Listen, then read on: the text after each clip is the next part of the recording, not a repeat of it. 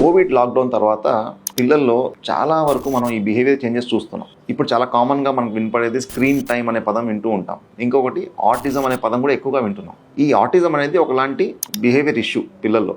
ఇది లాక్డౌన్కు ముందు 600 మందిలో ఒకరికి ఉండేది. లాక్డౌన్ తర్వాత ఇప్పుడు ఆల్మోస్ట్ 36 మందిలో ఒకరికి ఉంటుంది.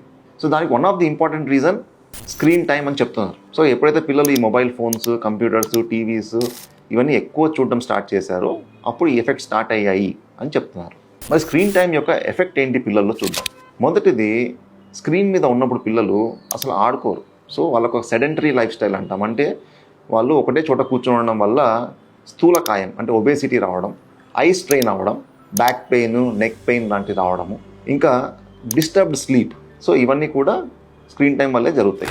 మెంటల్గా చూసుకుంటే పిల్లలు చాలా వాయిలెంట్గా తయారవుతారు, అగ్రెసివ్గా తయారవుతారు. ఈ స్క్రీన్ టైం అనేది ఒకలాంటి అడిక్షన్ కాజ్ చేస్తుంది.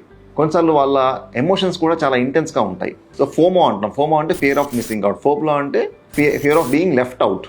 ఇంకోటి, వాళ్ళకి వెంటనే రిజల్ట్ రావాలి, వాళ్ళకు ఆ ఓపిక అన్నీ నశించిపోతాయి.